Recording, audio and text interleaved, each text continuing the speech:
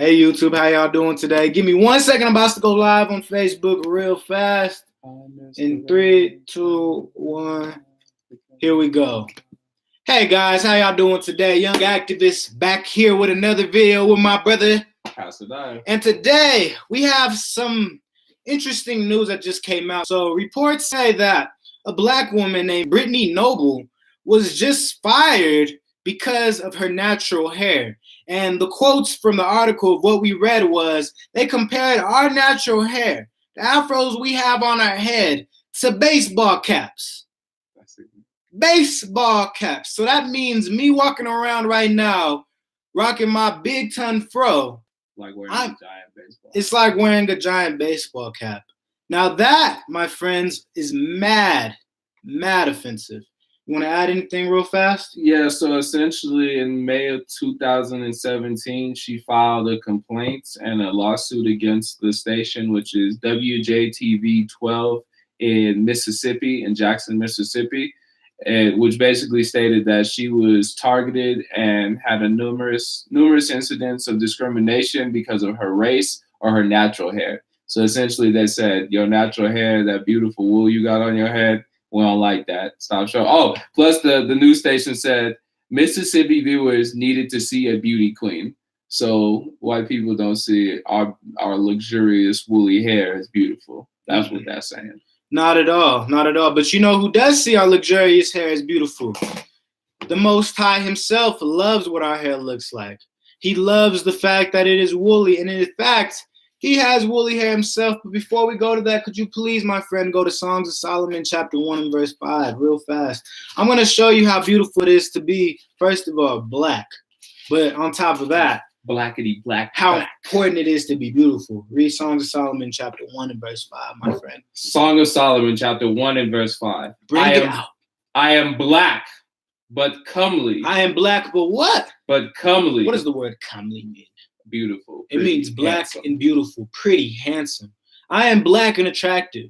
And the fact is America, especially now, deems us as unprofessional, ugly, niggery, baseball cappy. If we identify ourselves as beautiful in the way we are naturally formed by God himself. Here, what you about to go to real fast? Yeah, oh, please read that. Now, as you guys know, we live in America. And America is known for, in God we trust. Well, clearly they don't follow by God's rules or agendas, but we do. And I want to know what this says real fast. Read that real fast. The book of Daniel, chapter 7, verse 9. So let's see who else has woolly hair who's deemed as unprofessional. I beheld till the thrones were cast down. Okay. And the Ancient of Days did sit. The Ancient of Days. So who's older than time himself, Asadai? God. Oh, so God is older than time itself. Okay, so this is clearly talking about God. But wait, in order to sit, what do you need? A body. A body. Oh, okay. Keep reading. And the Ancient of Days did sit, whose garment was white as snow. Shalom, Neava, Nene. Good seeing you. Good seeing you. Appreciate you. Make sure you share the video. Keep reading. Whose garment was white as snow. Whose garment was white as snow. Keep reading. And the hair of his head like the pure wool. And the hair of his head like the pure wool. As you can see, he has tiny wools, and I have big wools. My wool is more pure than yours. Hey, man, no judging wools around here. But listen, compact. So if God himself has woolly hair, if God himself has an afro, and his son has an afro, they're deemed as unprofessional, which means that they're considered unprofessional. Technically, God is unprofessional. God is an unprofessional person. Jesus is unprofessional. Well, let's prove it. Oh, yeah, please. Please prove how unprofessional these people are. Revelation chapter 1 and verse 14. Bring it out. His head and his hairs were white like wool. His head and his hairs were white like what? Wool. Oh, okay. Keep reading. As white as snow. As white as snow. And his eyes were as a flame of fire. So pause. The key element here is wool, hair. Having black people hair, having your natural beauty that you're designed and born with is deemed as unprofessional in American society. And this is a terrible thing because it shows right here that America hates us. It hates empowerment of black folk. You fire a black woman who wants to be professional and rock what she's born with, but you want to create insecurities with her, not calling her beautiful. Really? This is why our women straighten our hair. This is why our women put other people's hair inside their hair and braid it together to look different, because we don't show them love. We believe that looks better. We believe that's the pure look. But in reality, if the person who's created us, if the person who's made this entire planet deems this as beautiful, why aren't we following it? We need to stop following our oppressor and be empowered towards what God has given us. What do you want to bring out, man? I mean, I was just going to read it. The Bible says exactly what he just said. Proverbs 3:31. Envy thou not the oppressor and choose none of his ways. So instead of rock and weave from India and from China, instead of putting dye in our hair, because, you know, when you say dye is killing. So when you dye your hair, you are killing your hair. Legit. The word dye is killing. Keep reading. That's it. Well, I mean, first and foremost, that's fact. So when people say, I want to dye my hair, it's like, you know, I'll murder it. Yeah, I'll murder this natural woolly hair. Yeah, you know, I want to change the natural design of what my hair looks like. Ironing it, you realize you iron clothes to make them look straightened, right? So, you know what I really don't like is when people try to justify straightened hair. Read Proverbs 3:31. This is what we always have to remember. Envy thou not the oppressor. Envy thou not the oppressor. Who are we envying? The white man. We envy the white man and the white woman to the best of our ability. You know, black men has gotten a little bit better over time because, you know, in the 40s, you know, people was wearing conchs, slicked back, you know what I'm saying, waves. Malcolm X had a conch, you know what I'm saying? The Temptations, James Brown, you know, all these people had, like, you know, very white hair. You know, Mel's gotten better over time, but women, you still have to learn. I disagree. I think black men are still being weird with it. Now, instead of, like, straightening their hair, they get the dreads and they dye it all different weird colors. That's true, yeah. They dye it blonde. You know what I'm saying? Blonde patch here, blonde patch there. Even Hispanics. Hispanics are terrible with it, too. They love looking like the white man. They're like, please, I hate this black hair that God gave me. Oh, they that blonde. They love looking like the white man. And the white woman. But the rude thing is that when you look at white people's hair, it falls down. It falls limp. Our hair grows up like trees, like bushes and stuff. When a plant dies, it go limp. It hang over.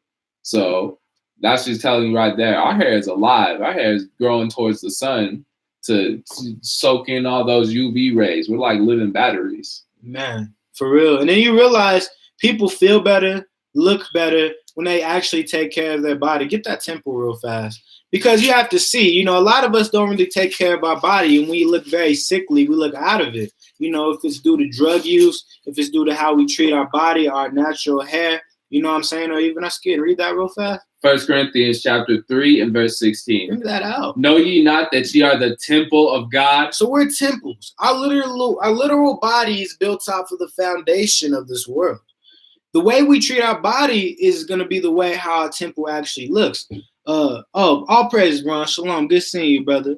Our hair reaches to the sky on purpose. Exactly. We was designed like that. Yeah, we was designed to make sure that we are touching the sky because that's who we are. You know what I'm saying? We're above all people. And we're gods. We look like God. Our hair is like God. So when you perm your hair, when you put another person's hair on your head, you basically saying, I hate God's temple. I think his house is stupid. I want to put what the white man puts on his house. That's what I like. Yeah, and I hate that thing. I'm going to be honest with y'all. But the thing is, you know, the beautiful part is we do have a temple that we have to value. And so we have to start valuing our temple to the best of our ability. Well, how do we start doing that? Realizing that not just the people in the Bible look like us, but every key element of this world is built off of black power. Legitimately. Everything you go throughout history, the slave plantation, the empire America has built is built off of blacks. Let me read that real fast. It says many people still believe that your skin color doesn't matter. You are sharing one of the many points showing that it clearly does for many reasons. What is your best answer to somebody who claims skin color doesn't matter because what people struggle to besides the let me see.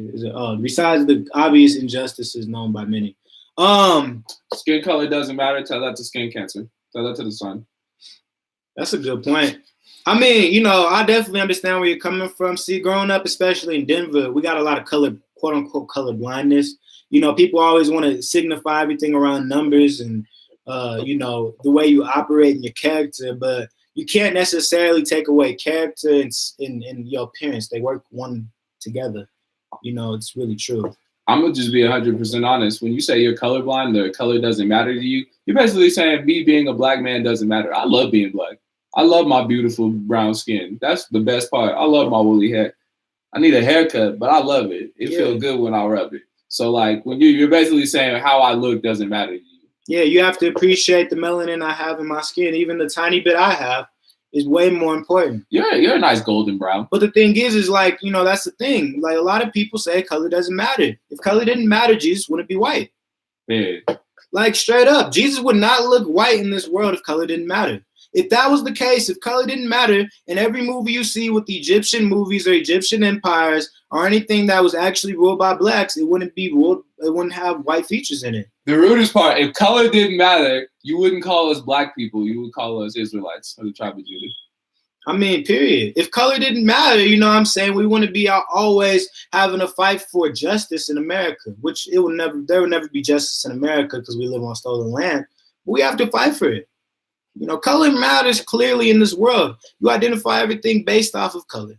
Yo, one dude in the comments on that picture you posted was like, why you obviously put labels on everything. Yeah, you need to put labels on something.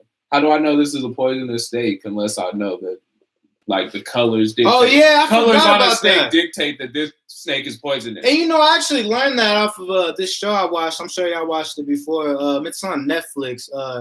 It's Dear White People. And it was a gay dude who said this. He was just like, you know, labels matter.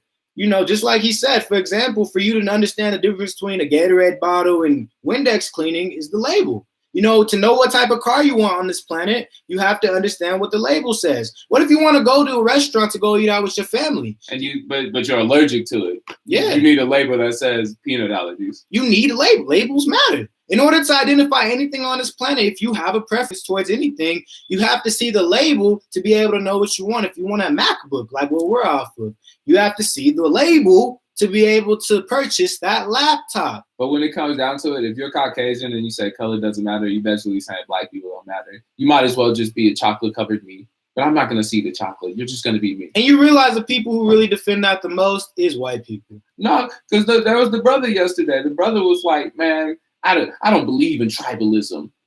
But America believes in tribalism. That's why they have you put your nationality on jobs. In like censuses. Wait, what's the point of that? If you're trying to get a job and you're here to fit criteria and they ask you for your race, why do you think they ask you for your race? Because I want to know, I got this nigga here. Am I supposed to treat him like a nigga? Do I work with niggas? Period. Because they should instantly know your nationality at least when they meet you. It shouldn't be based off of race. Yeah, why do you need to know my race? Why do you need to? Period. Because color matters. Because color matters, guys. And hey, you know, at the end of the day, what we have to realize is natural hair is important. Love and embrace your natural hair. Love and embrace the use of it. And make sure that you always stand your ground on that. Don't ever cut off your dreads for a wrestling match. Don't ever cut your afro to get a job. Period. It's not worth it. I remember, okay, one last thing. Wait, before you say it, and men, grow your beards out. That's a part of rocking beautiful natural hair, is growing your beard. And listen, guys. So I actually have a story for y'all. I like going into like personal stories. So I had this speech to do when I was a senior in high school. And when I did this speech, right, apparently, you know, I was dealing with this black lady and she said, cut your hair. You know, because at that time I was growing like a mini fro, way smaller than what it is now. And I was actually going to cut my hair to, you know, be able to, you know, look nice because I usually do every once in a while. And then she basically was just like, you know, you have to cut your hair to look more professional. And I was like, oh, okay, I'm not cutting my hair. So I grew it out ever since then and kept my afro just because somebody told me to cut it. I was like, oh, word. Now I have to rebel against what you said to be able to, you know, appreciate what I got. Here, let me read this by Alicia Silva. Alicia Silva says, thank you. Love the video, guys. I got to get off, but I'll finish it later. Make sure you share it. Yeah, definitely. Make sure y'all share the video. You know what I'm saying? Like, you know, comment. Definitely subscribe to the YouTube page down below. But I appreciate all of y'all.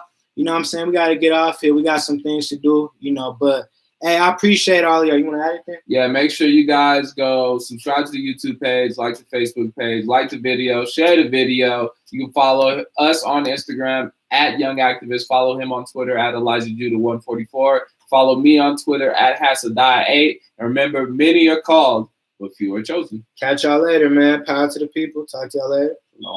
Goodbye. Whoop. I miss the rain down in Africa. YouTube. Hey, YouTube, we about to leave. You know what I'm saying? We always leave y'all last. This is special for you guys.